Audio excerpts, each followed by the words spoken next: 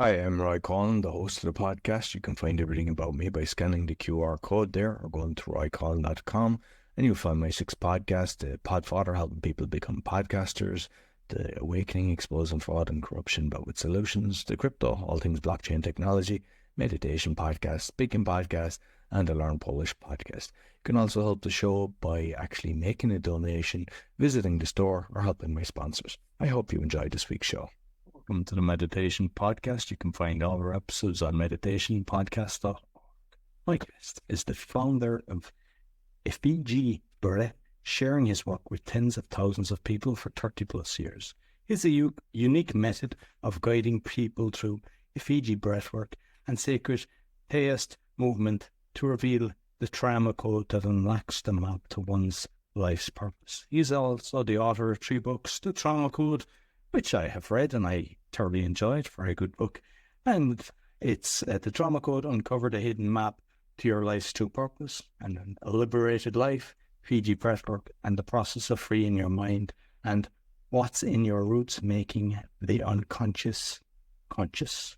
Please welcome Eliza Nisenboim. Very good.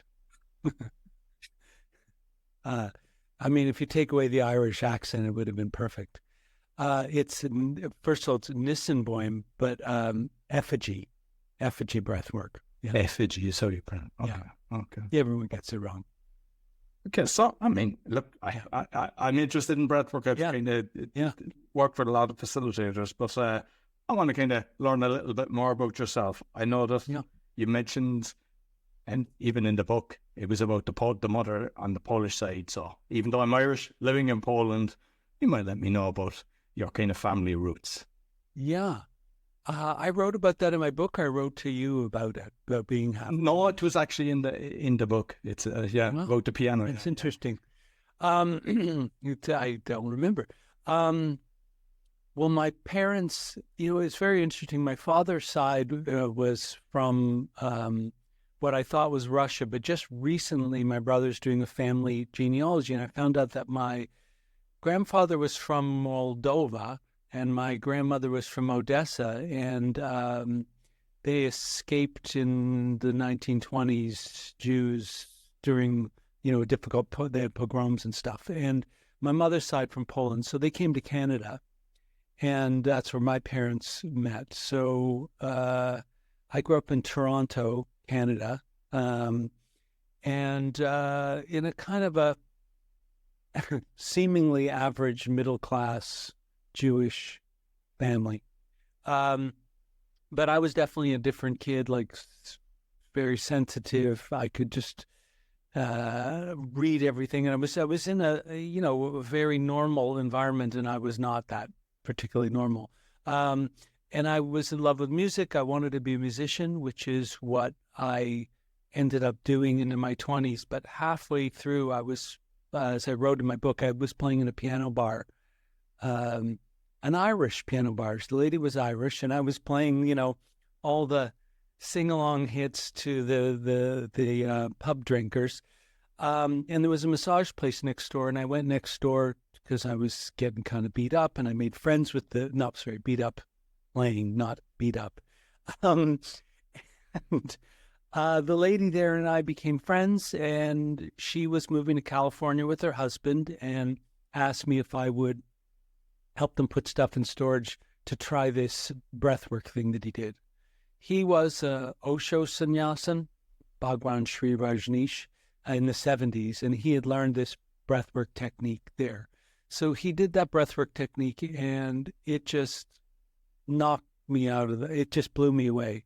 And he went to San Francisco, had a training. I came out here to the Bay Area, San Francisco Bay Area, and fell in love with it and just wanted to move here.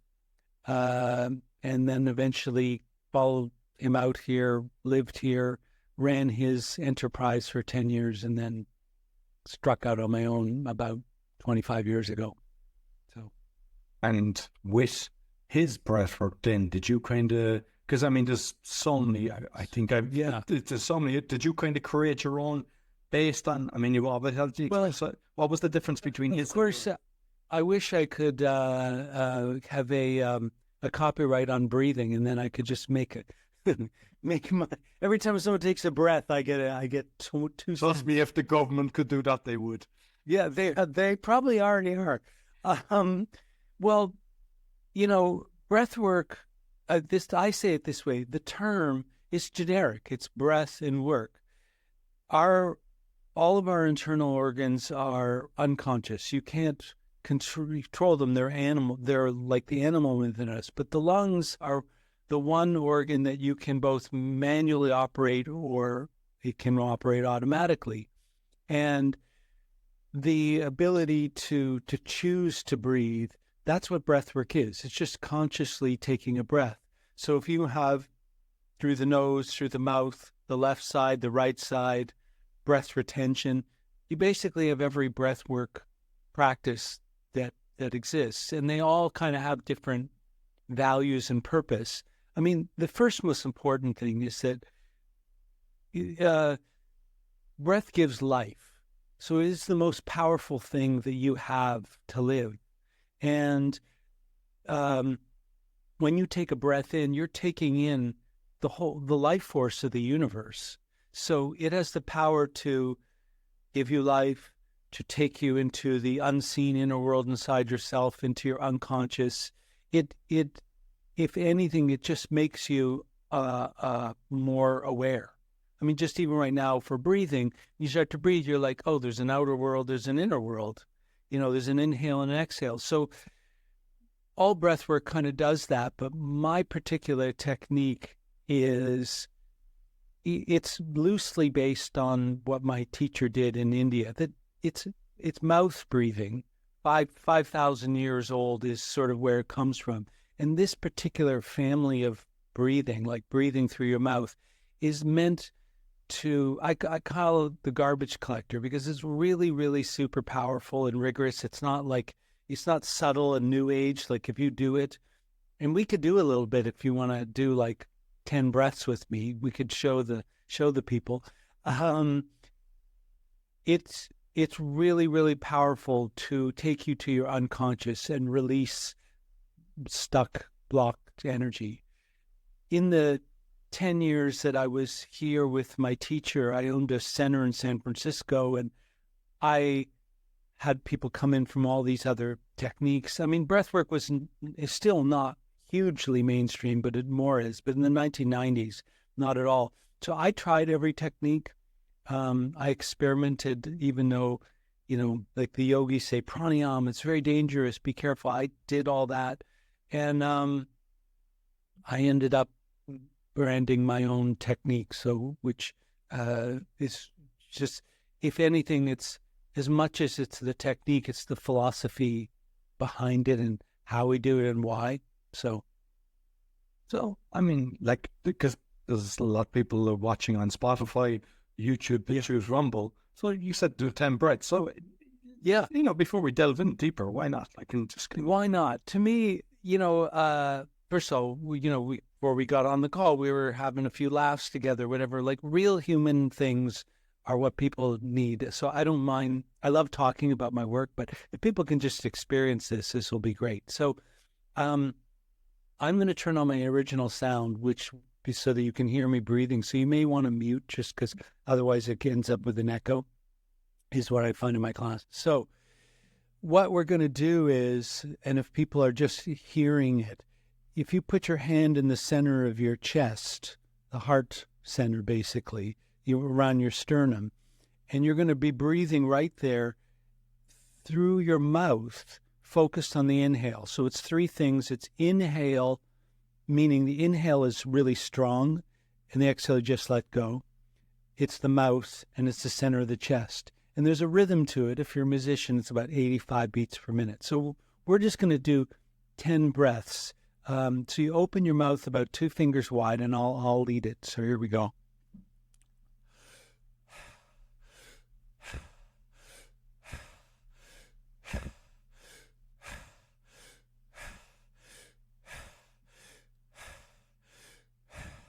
And then just let that go. You can close your eyes for a second, and I'll just talk a little while you feel that.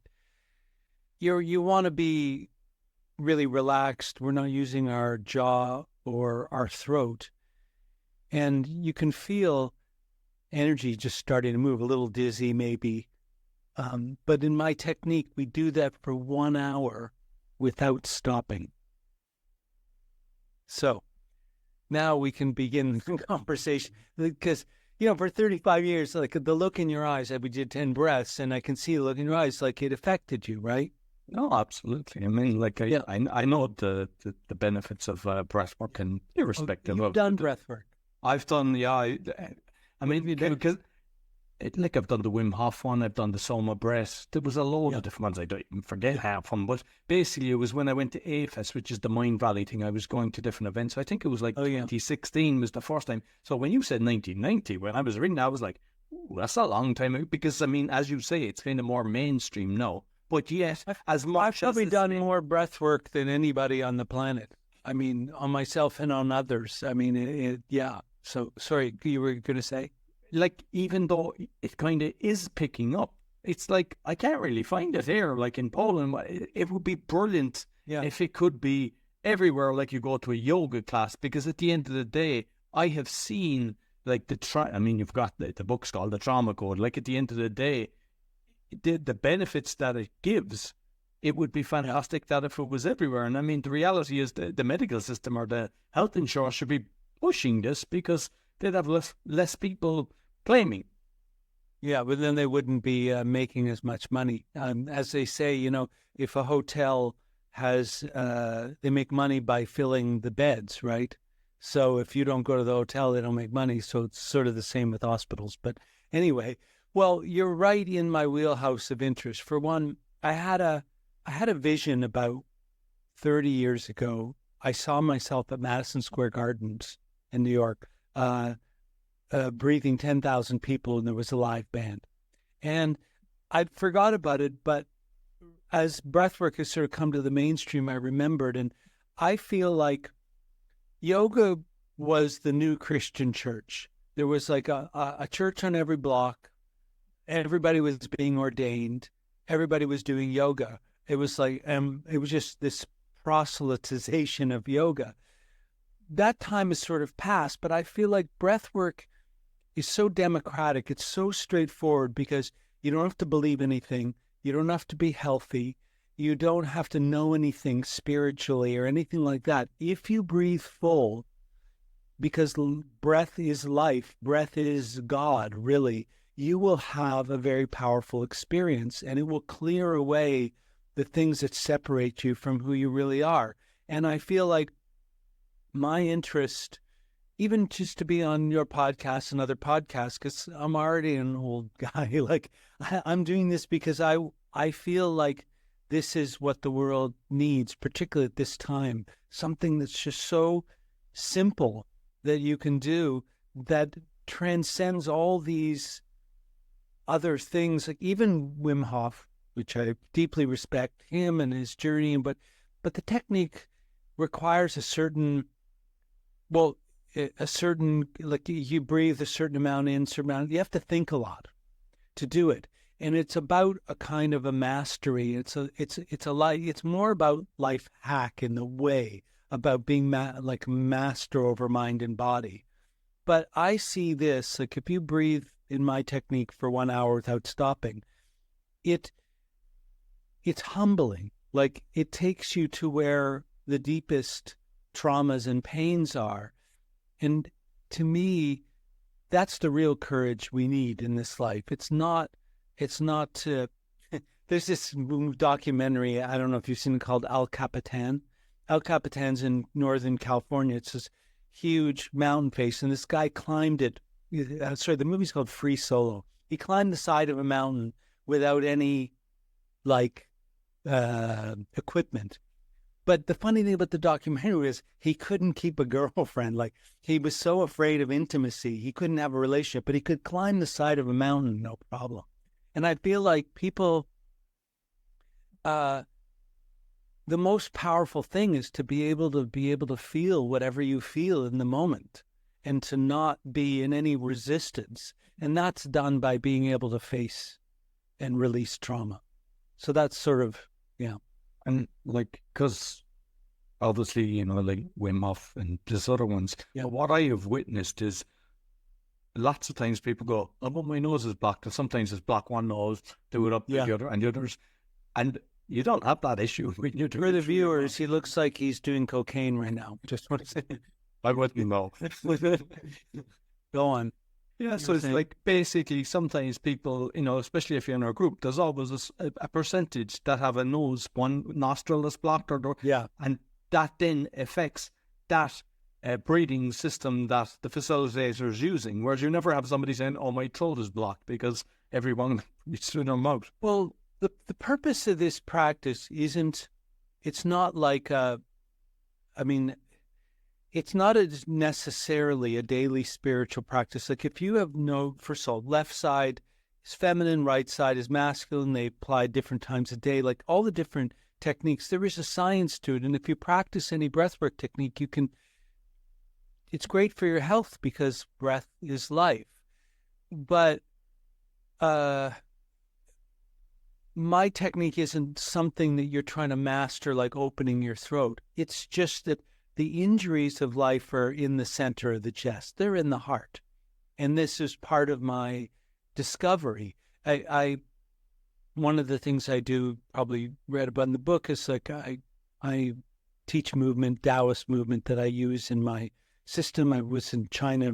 I've been there more than 20 times, studied with different masters. So my last teacher gave me this manual from the 1500s, and he asked me if I would translate it and then try to publish it. But the opening line of it is, the center of the chest is the infinite ocean of chi. It was the opening line of this book about martial arts. And it was like, wow. And I'm doing a breathwork technique that's right there. So when you breathe into that thing, the reason why we're doing that, the throat, is to get like from head to heart, to open this channel so that the heart is infinite. The mind is not infinite. To really have your clarity and your mind be governed by your heart. Most people are governed by trauma, so they live in the programming in their mind. And they don't breathe. Like just in general, you can just watch people just don't breathe. So my technique isn't necessarily about how to breathe better, how to open, like all those things can happen. Mine is just clear the shit. That's its purpose. You mentioned, so are you doing the movement first and that's all part of the hour, or is it pure breathing for an hour and then you just kind of close your eyes and just enjoy? It's two different things. The books that I wrote really is a kind of a culmination of my journey with myself, but working with people, in that there's sort of two steps to trauma release, to fulfilling your life purpose. One is you have to clear the blocked energy. Like you're an original configuration when you're born, like an acorn that wants to be an oak tree. And then when you have trauma, that energy of who you are gets locked up. And then the trajectory of your life changes. You can't fulfill what you're meant to fulfill. So the first thing is you've got to open your energy back up from trauma. And trauma just means anything unresolved. It doesn't necessarily have to be like abuse or living in a war zone or something. It could be you were in your crib for an extra 5 minutes and you thought you were going to die or something. Who knows? But anything that's locked up, we want to release that and reconnect you to who you really are. But what I noticed over the years, and I think also just getting older myself, is that there's realization. There's the spirituality of knowing yourself, but then there's the manifestation, the actualization, the ability to live who you really are out in the world. And that's a more complex thing to work on, because you can clear, and something I noticed with tens of thousands of people, is that people can have these incredible awakenings and healings, but it doesn't mean you're going to go live your life correctly, because your body is in all these different kinds of habit patterns that that make it hard for you to move toward what it is that you want to be correct. So I use this internal martial arts is based on Taoism. Taoism is the natural world. It's elements, physics, and animals. And these movements are to train you to be authentic. And so my system, secondarily, like people can come and do breath work, but if they end up in a program and they're working on fulfilling their life purpose, then I use movement to retrain the body and mind. So that, does that make sense? Yes, absolutely. And like when you're kind of doing a group setting, because sometimes people release the trauma and they react differently. Like I've been in sessions where people just screaming their head off and just curling up in a ball. And like I mentioned it on one of the shows to somebody, because I was saying I can never go deep when I have that because it just throws me off. And they said, oh, you should embrace it as the group and everything. But I can't. Yeah. And it's like, it's like a crying baby. Sometimes you can kind of, get. So you curious when you have a group setting, what way to deal? Yeah. I mean, like, you're bringing up all the good points today. So if you part of, the nature of trauma is to protect you from the pain. Like the nature of the effect of trauma is that your mind is always searching for threats. So if you have part of you when you're, and I'm just saying specifically to you, like if you're in the group and other people around are emoting like crazy, you might be like, why is he having that experience and I'm not? Or I don't feel safe or whatever. So some part of your internal mechanism is saying, this is not a good place for me to open up. So you won't. So what I do say it in the trauma code, but I wrote a whole chapter about this in my last book. Like the facilitator in Effiji Breathwork is really important. In other techniques, Wim Hof doesn't pound, he's more the cold plunge and the life hacking kind of thing. Like breathwork isn't like the main focus. But if you take holotropic breathwork, do you know what that is? He was like, I've heard of it, but I forget. Yeah. Well, they train people, leave people be, don't get involved. There's two things. If you and I have a relationship, which is the most powerful thing, like we got on the call, we were making some jokes together. There's nothing more powerful than the human engine and the human heart, and two people come together with shared intention. In fact, it's kind of something we're struggling with as a society, particularly since the pandemic. So if I can hold space for you and you trust me, you will be able to go into the subjective world of whatever the reason is you don't want to let go. So the facilitator's job in the breathwork is to create an environment where you will go to the deepest, most powerful place. And so many people have told me exactly what you've told me. I mean, I've been doing groups right from the very beginning. And yes, it can be very dramatic and emotional and chaotic. My job is to understand as best I can what's going on in your inner world and what's the way through. And sometimes it's impossible. I did this breath, probably one of the biggest ones I ever did in 2018. There was 100 people. And there was a woman trying to hide in the back or whatever. And I went over to put my hand on her shoulder and she just screamed at me. And she was like, I can't do this with all these people around or whatever. And I found out after, she had sex abuse. And for her, it was just a replaying of a violation. In that case, it's like, you can't, it's not going to work in a group for someone like that. But for one, I've done lots of private, sometimes, the most powerful work is always individual, but group work has, if you can get comfortable with that and recognize that you're getting triggered, like in your case that, oh, this is triggering me. What I'm triggered by is what I'm trying to clear. And then let's say I encourage you to breathe into that, you would release it. And that would be the end of your fear. And you would go back out in your life, and then these places where maybe you get thrown off. I mean, we all get thrown off, right, by the world in some ways, but places you normally get thrown off, all of a sudden your center would be super solid and you wouldn't be bothered anymore.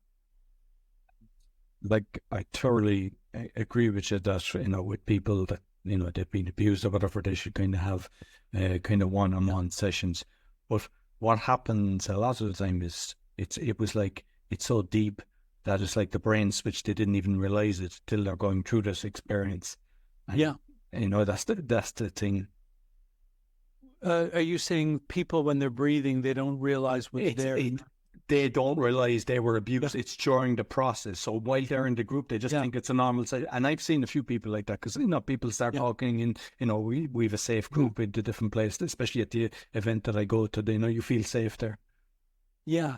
Well, for one, when people have that kind of experience, often they don't even know they're in a memory. They think it's happening in that moment. So, but that's not necessarily the norm. You're more the norm. Like, kind of, not that you're normal. You don't seem normal to me at all. No, it's more the garden variety resistance that people have to taking risks where it really matters to their future. Like, it's more subtle. So if you came into a class and all these things were going on and you just felt like you didn't really want to go deeper, that's really powerful. It's people that you think the more dramatic thing is someone screaming and yelling, but it kind of isn't. It's more the subtlety of what limits us. And that's, for me, because I've been doing it so long, like, I can read that stuff very quickly. So I don't know if you're anywhere near Holland. I'm going to be in Holland in November, December. I actually had to look it up in the map. It's so almost American of me. He was the Netherlands, and I found out Holland and the Netherlands is the same thing. Anyway, but if I met you and you came in, I would already be tuning into why you're there and what you're about. And then I would try to guide you specifically to where the action is, to where the opportunity is for transformation.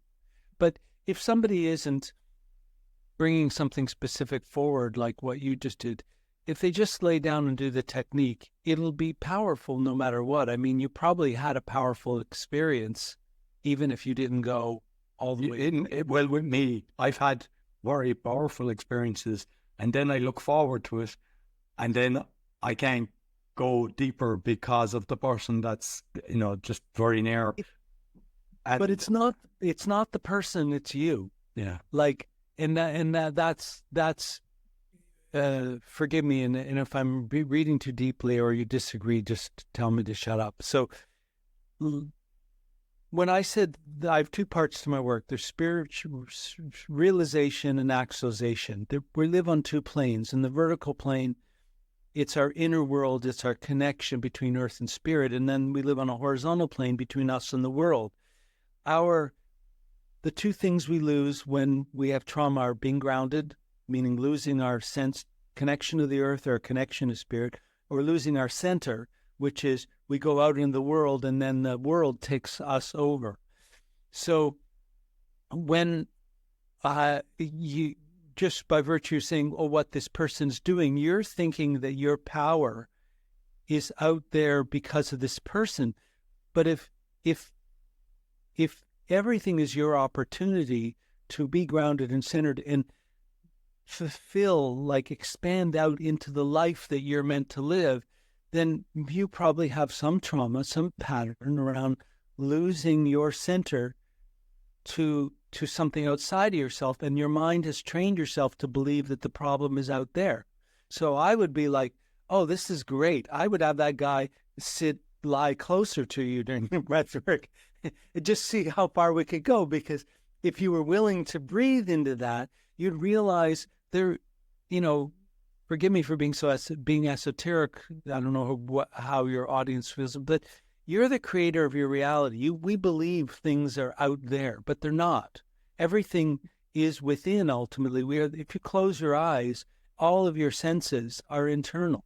Only the eyes see outside of oneself. So I'm always interested in what people think is the reality. So if you told me that, I'd be like, oh, let's get your power back. Let's get your power back from every single thing, every conflict you've ever had where you felt like somebody took something from you.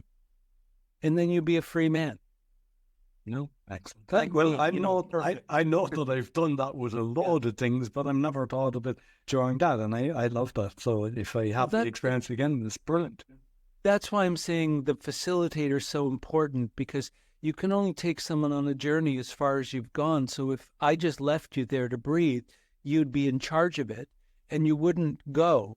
So, if I have 100 people, it's a different story. But if I have 8, 10, even 25 people, I'll be able to track everybody and give them something to help them to breathe into the resistance, because that sense of what you're talking about with the person next to you, that's just resistance. That's all it is. But the value of our relationship is if I can say to you, hey, it's just resistance and breathe, then because I can't do the breath work, that what's empowering about it is you do it. So if you breathe, and it's not like plant medicine, you're not like taking something, but if you breathe and then it changes, you're going to feel so empowered because you did it. And my job, I can't do the breath, but I can definitely point. And that's the facilitator's role. I mean, sometimes I do it through music, sometimes I do it through touch. Like every person, men, women, different, everybody's different, needs something different. The other one then is, because when I've done various ones, at times I see colorful visualization. I get beautiful feelings from it. And it's something that actually was mentioned in the book, but I've seen it as well. Like, people would say an addictive personality. I think it was the person who was into alcohol and then got into this was my kind of thing. So you might touch on that, because I think that's important as well. Yeah. Well, it's hard to get addicted to the breath work because it's so difficult to do.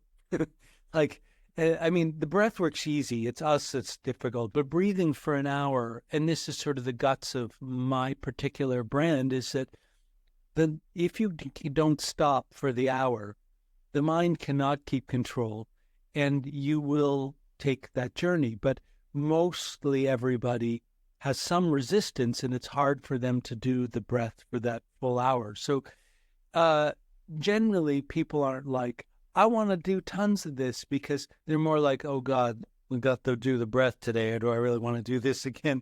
There's always a bit of an excitement and a bit of a dread, because if it's going to work, that part of your programming that doesn't want to die is going to tell you don't do it. But occasionally, the more when somebody who has serious addictions, they often love it because it gives them this place to be so intoxicated and intense.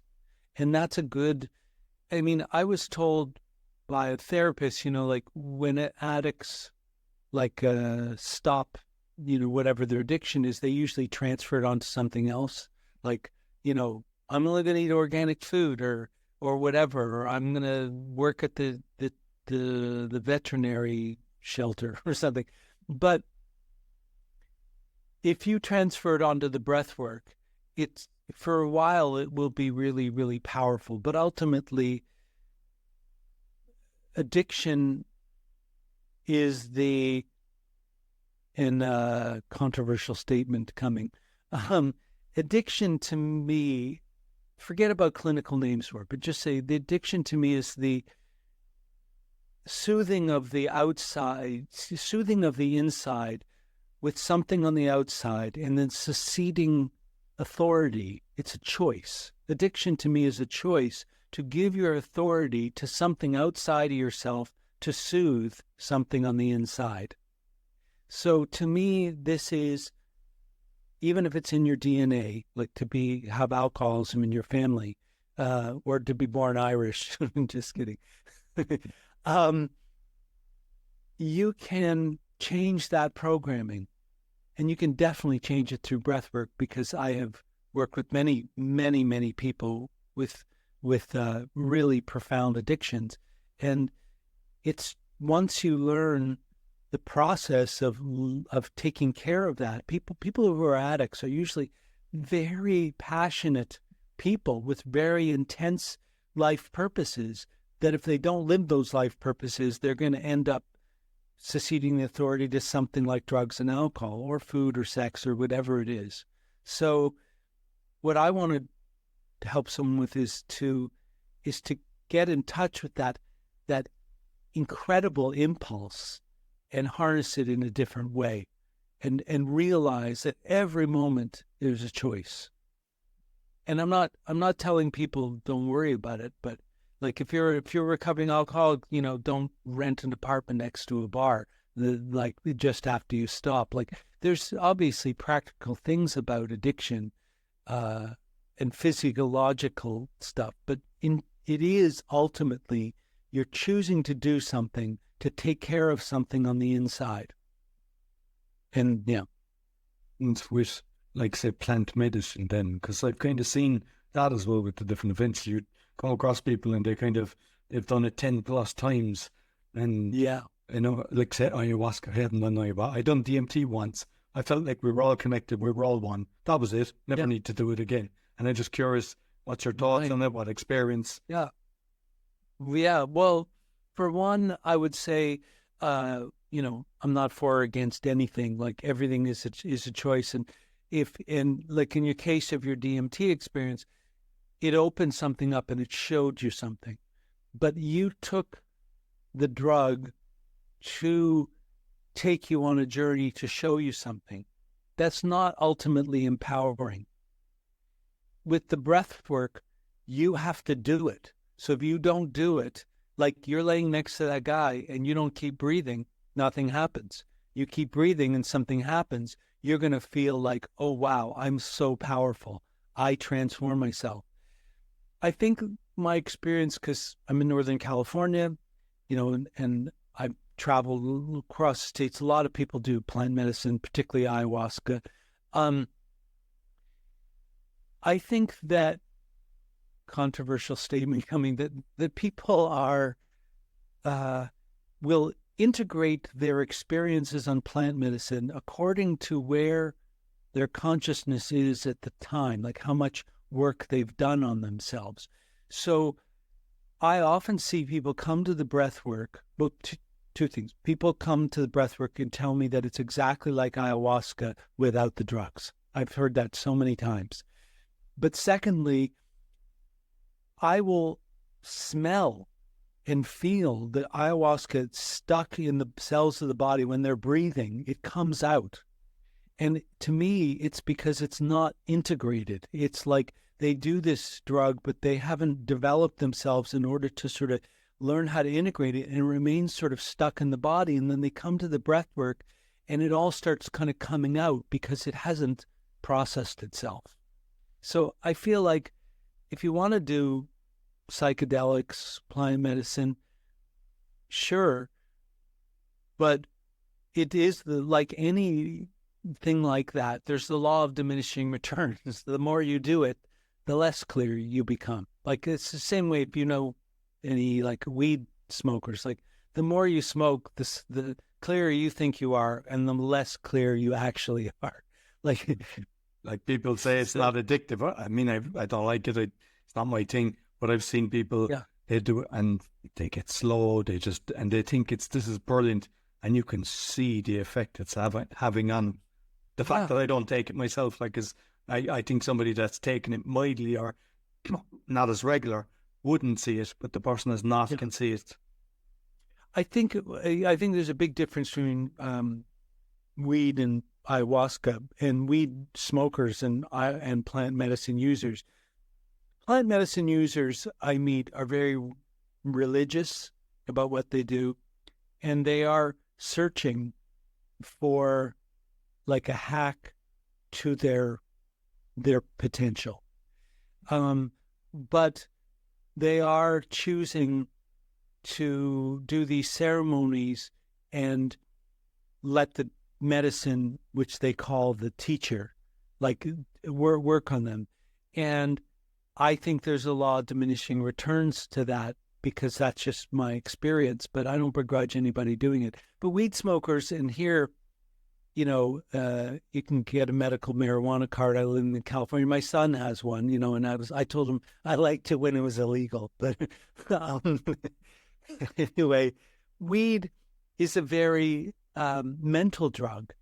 It's makes you think that you are chill, that everything is really good, and it seemingly takes away a certain process of the mind, the mind living in anxiety, like worrying about stuff and all that. But it kind of thins out your aura, and then it makes you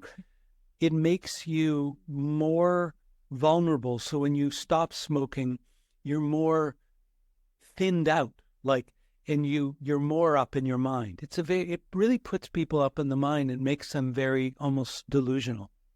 So, but I don't know. It's kind of like the story you said about me with the other person, because I see people as I need it for my anxiety, and I know somebody takes it a lot. And it's basically saying, "Oh, I need this," but yet they're the most in any kind of traffic situation or any kind of encounter. Yeah, they're so aggressive. So it's like instead of embracing when there's pain there or something, go through it, they've numbed it.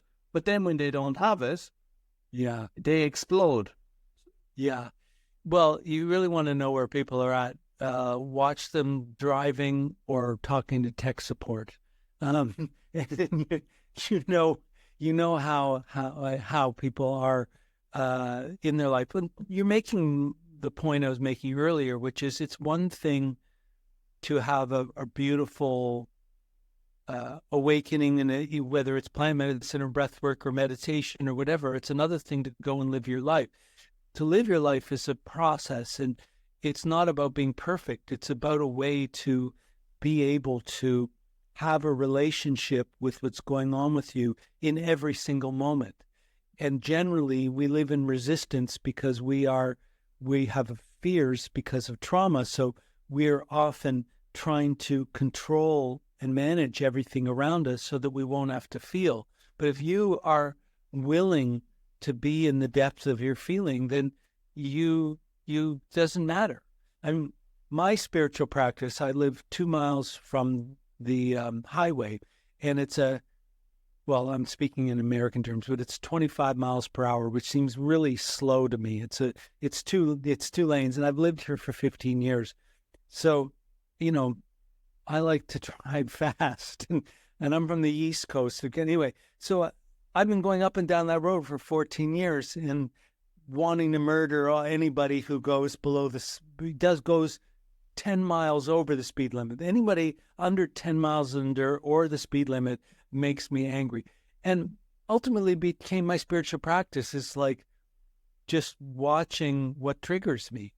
Instead of being angry, I want to work with my process. And in the same way, when you're laying down in the breath, if the facilitator knew, and we're not blaming the facilitator, but if I was there with you, I would say, look at this opportunity you have with this guy and if we have that, then it makes life just so much easier than what we are doing, which is just trying to get ultimately we're all addicts because we're all trying to use the outside to make the inside feel better.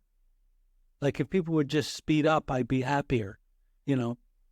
It's my addiction. Yeah. It took me a few speeding tickets early on to make me realize that I probably just need to learn to go slow. Trauma release, the 4 effects. You might just kind of touch on that. Yeah. 4 effects of trauma. Well, I'll say the 2 biggest ones are, I said in the book compartmentalization. You put your feelings away, but I'll simplify. One's in the mind, one's in the heart. In the masculine linear side, our perception changes. We look through a lens, an invisible lens that we don't know we're looking through, and then we interpret reality different than what it is. So that's obviously huge, because if I assume that, I get on the call and Roy's out to get me, or whatever. Like if I have an abandonment issue, maybe I think everyone's going to abandon me. So perception and interpretation is one part, the way you see life, and then every thing after that, all your choices. And the other is feeling.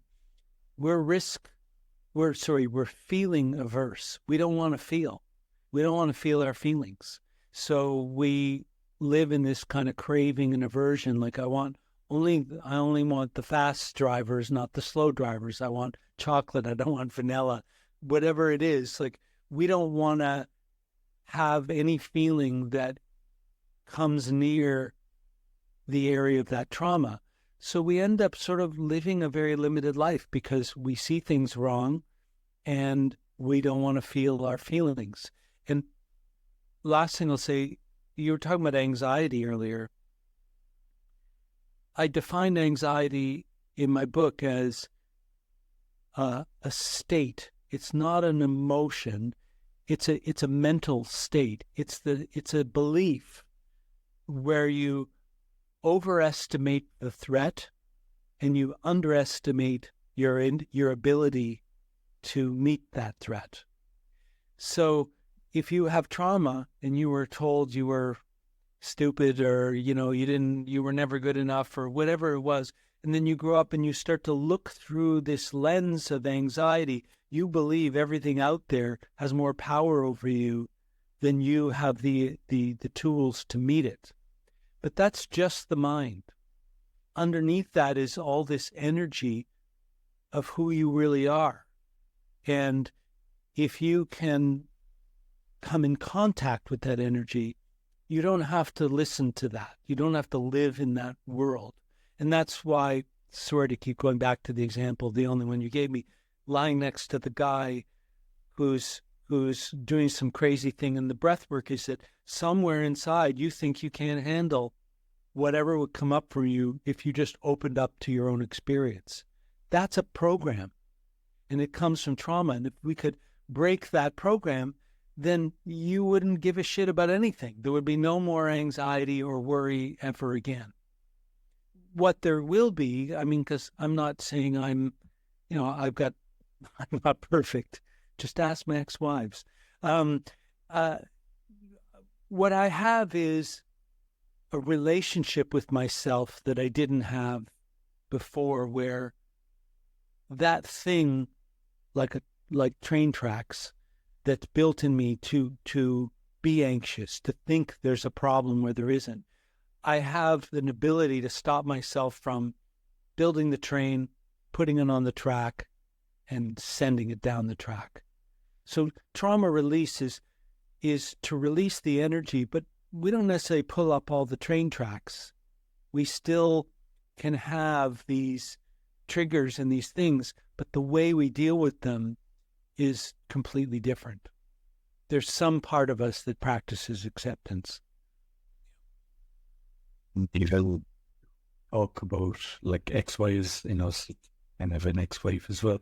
And it was somebody who was on the show, and it was kind of the same thing that, not to put blame, even though no matter what's going on, because you're giving the power away, and a lot of people fall victim of that one. Well, the hardest chapter in the book to get through, I don't know how you did with it, on states and behaviors. I kind of take all these words and I pull them apart, but blame, anxiety was one, worry, but I think I had anxiety, worry, and blame together. So blame, it's a real word. If you look up in the dictionary, it means to hold accountable. So blame is a real thing. It's not like there's no such thing as blame, but if I automatically go to blame you, then it's probably an avoidance of what I'm feeling. Or if I automatically go to blame me, like people do one or the other, I think that there's a place for holding accountable after you've really actually held yourself accountable. Because if I am in resistance to what's really going on with me, and then I'm going to magnetize myself to a relationship that's going to mirror that. And then when you, as the person in I'm relationship with, play that out for me, I'll think that oh my God, every time, like, all women are blah, blah, blah, or whatever, and I will blame this person for that. But I'm not seeing that it's all coming out of me because I created this situation to see a part of myself I couldn't see. Most people don't start with, how did I create this? Why do I need to have this experience? What is this mirroring about who I am? When you can do that, then it's much easier to look at another person and know what they're accountable for. My experience, and it's just me, is that I just generally find it's very, very, very rare that I actually need to hold somebody else accountable. If I did, it's probably, first of all, I'll acknowledge I made some mistake to get us there.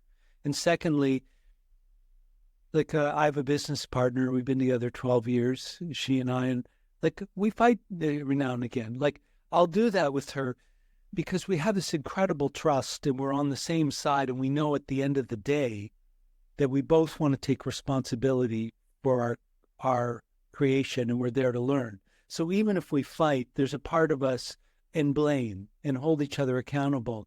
We both have the same goal at the end. But that's rare, I think. Yeah.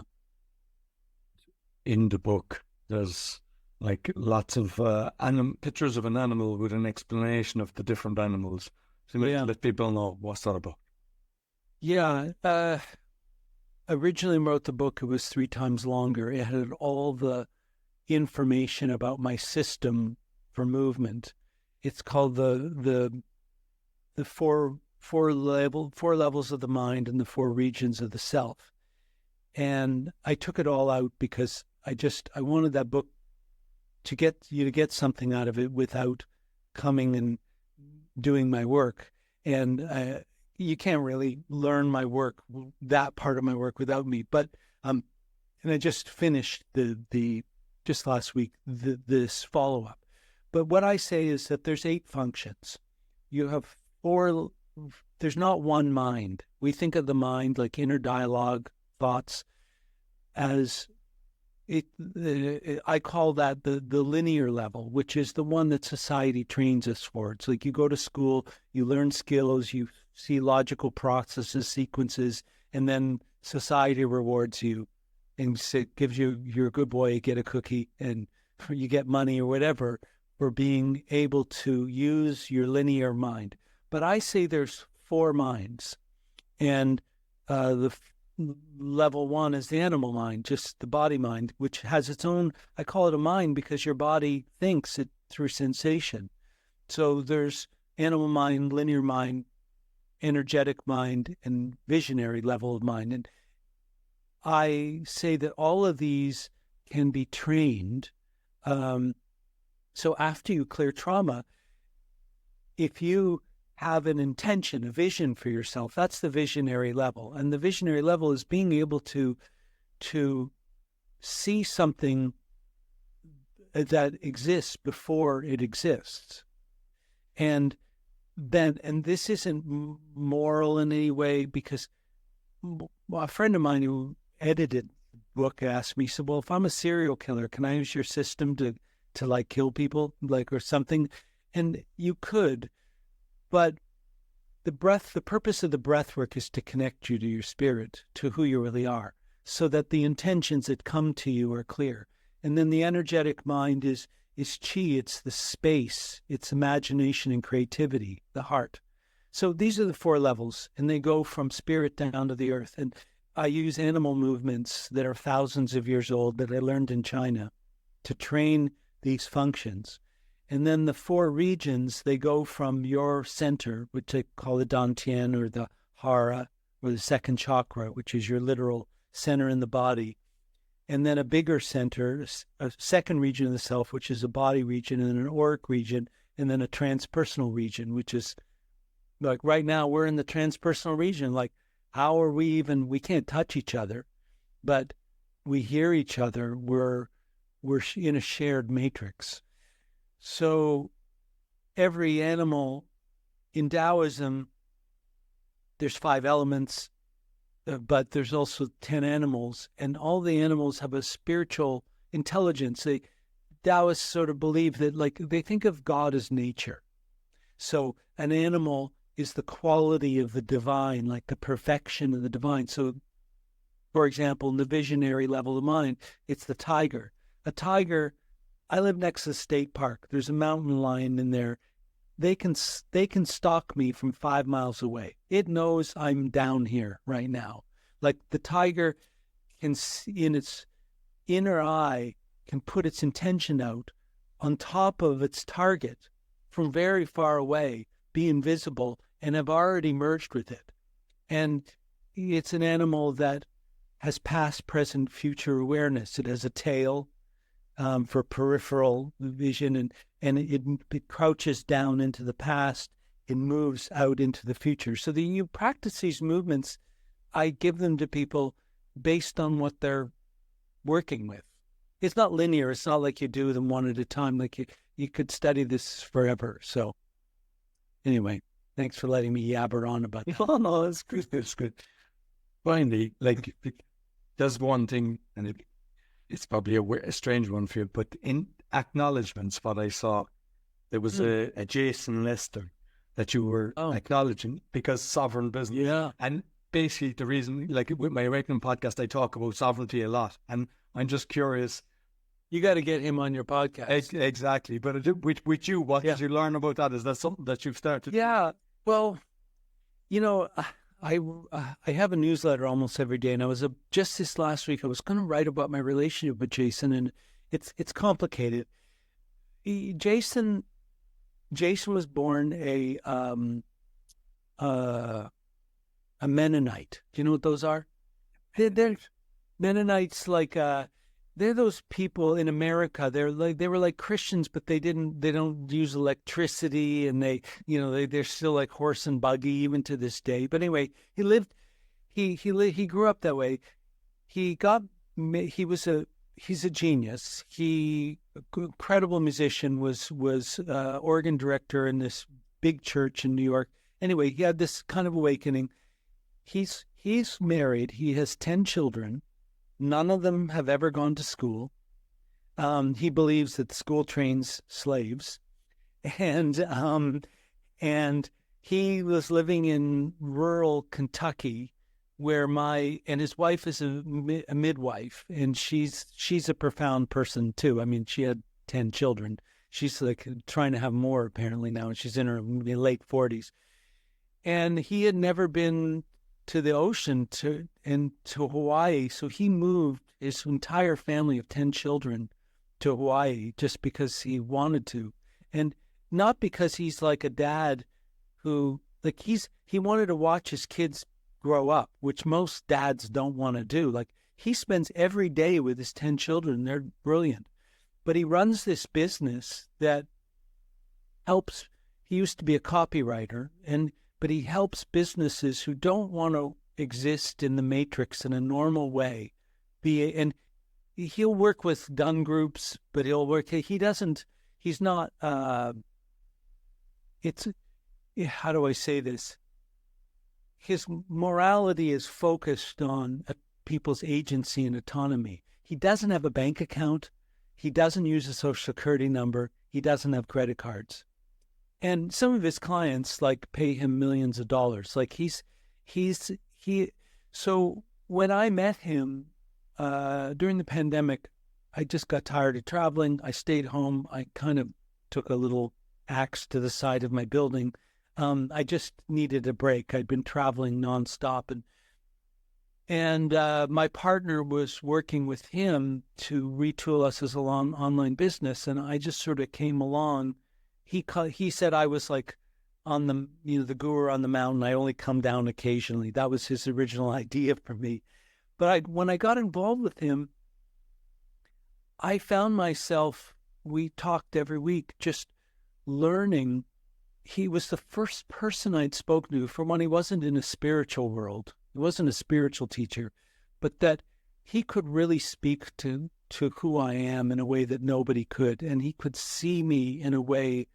And actually, the trauma code, the name, I believe was his idea. He was saying, like, he'd been listening to me for like 2 years, and he said, your system's like a phone, like when you swipe the code, you open it up and then you can access it. And that was his idea, that there was this code that I was helping people unlock. And I've been doing it for 30 plus years and didn't even know that that's what I was doing. So I can't really sing his praises enough, but every time I talk to him, I feel joy. It's always interesting. He's the biggest weirdo you could ever possibly. I mean, he's got 10 children. He doesn't have a bank account. Every time he has to pay for something or do something, it's complicated. But he's willing to do it because he believes in his sovereignty, and he's dedicated his life to it. He's remarkable. So, sovereignbusiness.org.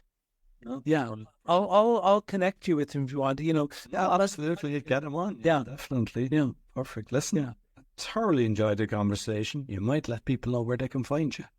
Yeah. Oh, Effiji Breath, EFFIJI, breath.com, effijibreath.com, and you can click on the link for contact and just send me a message. It'll get to me. And also just say did this a month ago. There's a 3-minute video that you can do with me. It's free, and just do the breath work guided by me with music.